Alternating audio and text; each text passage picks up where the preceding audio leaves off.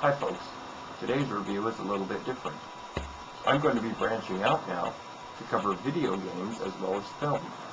And I'm going to start with one of the most influential games of this past era, BioWare's 1998 classic, Baldur's Gate for the PC. What I'm going to be doing with this review is breaking the game down into 7 categories. 6 of these categories come from Aristotle. Aristotle once wrote a book called Poetics, which was about how to examine theater, in particular in his time tragedy was considered the highest form of art. He called it the 6 elements of tragedy, going from most important to least important. His most important was plot, and his least important was spectacle. And I do believe this is an idea that can be applied to modern art and certainly would help make art a lot better. But the first thing I'm going to begin with in reviewing a video game is the most important element of a video game. Because it's interactive, gameplay is the most important element of any game. So what I'm going to do is going to take each of these 7 categories, starting with gameplay, going down the list to spectacle, and I'm going to rate them a certain number out of 5 in each category.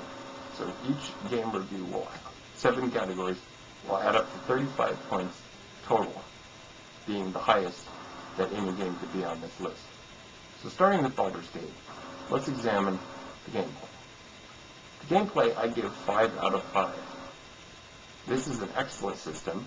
It's based on 2nd edition D&D rules, AD&D rules, and it's done so seamlessly that it blends the rules into the game, so that even if you don't have the first clue about a rule book or have never read any Dungeons & Dragons rule book, the game does it all for you, and you don't have to worry about it.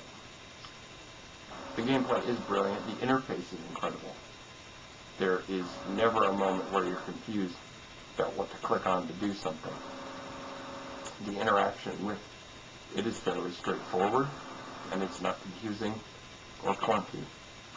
And it's done so well that it just really makes this game incredible. The reason gameplay is the most important is because you can have good gameplay, but a flimsy plot, but it still works. Being as these are interactive, gameplay is the most important because without good gameplay, you cannot interact with the game, no matter how good the story is.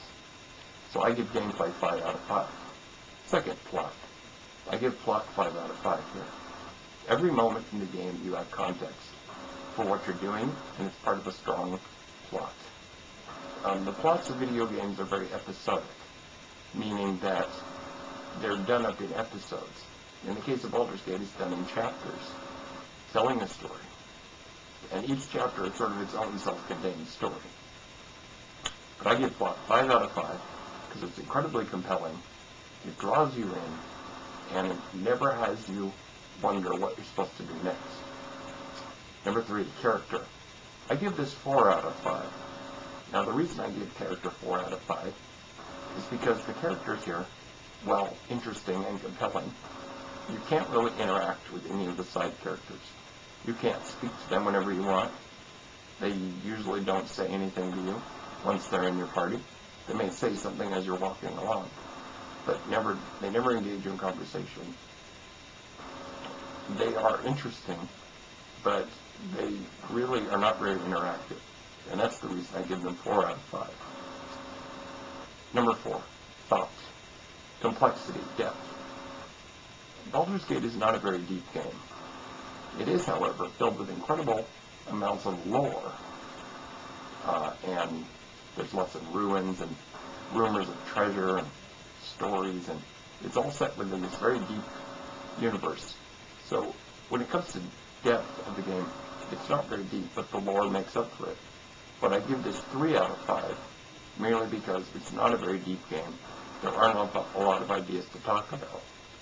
You just play the game and it's very straightforward. Number 5, diction. This means the script.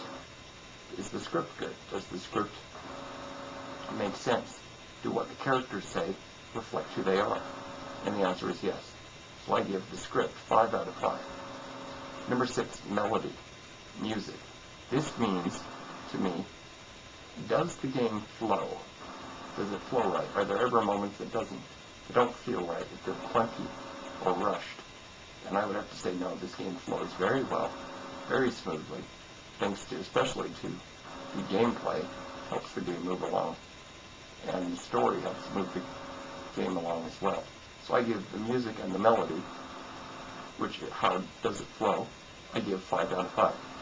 Lastly, number 7, spectacle. I give this game 4 out of 5.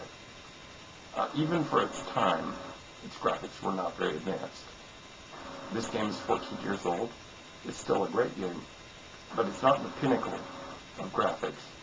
And to a certain degree, the graphics are overwhelmed by the plot. The plot is so much better than the spectacle, proving that you can have good spectacle in a game, but if it overshadows the plot, it's not a very good game.